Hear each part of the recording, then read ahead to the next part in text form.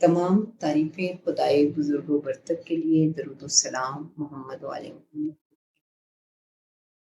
बहुत अज़ीज़ तलबा और तालिबात अस्सलाम वालेकुम।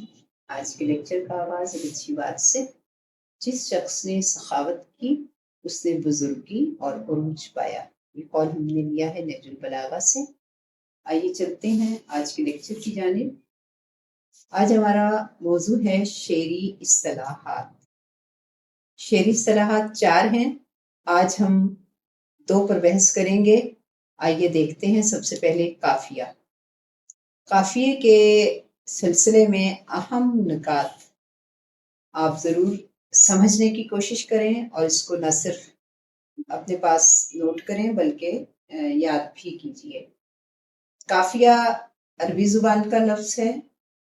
इसके लफ्ज़ी मायने हैं पीछे आने वाला, पै दर पै आने वाला। वो हम आवाज़ अल्फाज, यानी आप ये समझ लीजिए कि काफिया हम आवाज़ अल्फाज को कहते हैं। वो हम आवाज़ अल्फाज जो गज़ल या कसीदे के पहले शेर के दोनों मिसरों में और इसके बाद हर शेर के दूसरे मिसरे में आए काफिया कहलाते हैं। काफिया शेरी इस्तिलाह है। काफिया गज़ल के लिए लाज़मी है। काफिये की जमा कवाफी है। अगर गज़ल में रदीफ हो तो काफिया रदीफ से पहले आता है। आज हमने मीर तकी मीर की एक गज़ल से कुछ अशार लिए हैं। आइए देखते हैं इन मिसालों को। पहले गज़ल पढ़ते हैं। गज़ल के अशार। जिस सर को गुरूर आज है यहाँ ताज वरी का, कल उस पे यही शोर है फिर नौहा गरी का। आफाक की मंजिल से गया कौन सलामत, असबाब लुटा राह में यहाँ हर सफरी का। ले सांस भी आहिस्ता के नाजुक है बहुत काम, आफाक की इस कारगहे शीशा गरी का। कुछ अल्फाज हमने यहाँ हाईलाइट किए हैं। आइए देखते हैं। पहला शेर हमने जो अहम निकात थे उनमें पढ़ा कि गज़ल या कसीदे के पहले शेर के दोनों मिसरे इनमें काफिया लाजमी आएगा। इसके बाद अगले अशार में हर मिसरे में नहीं बल्कि हर शेर के दूसरे मिसरे में काफिया इस्तेमाल होगा। यहाँ हर सफरी काफिया है जो कि इस शेर के दूसरे मिसरे में इस्तेमाल हुआ। इसके बाद शीशा गरी काफिया इस्तेमाल हुआ है और ये भी इस शेर के दूसरे मिसरे में इस्तेमाल हुआ।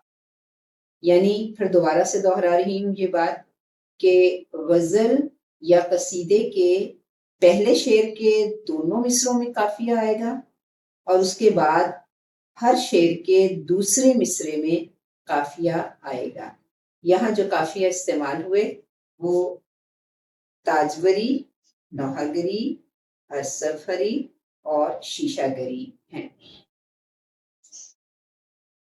अजीज तलबा और तालिबात, दोबारा से आप लोगों को ये बात बताती चलूँ कि हमारे पेपर में ये सवाल मारूजी हिस्से में आएगा और मारूजी हिस्से में कसीरुल इंतखाबी यानी MCQs के हवाले से।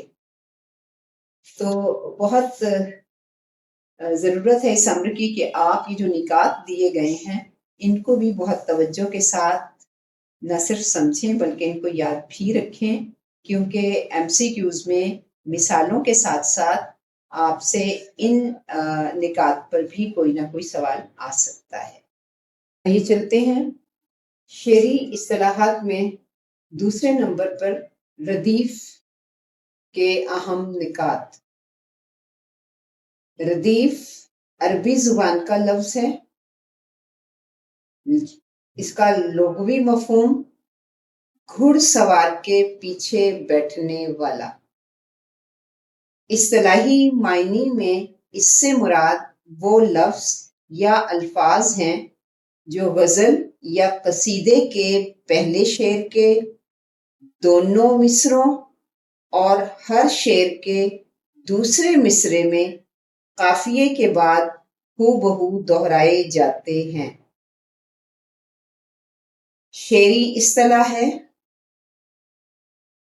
جس شعر میں ردیف موجود ہو اسے مردف شعر، اور جس شعر میں ردیف موجود نہ ہو اسے غیر مردف شعر کہا جاتا ہے۔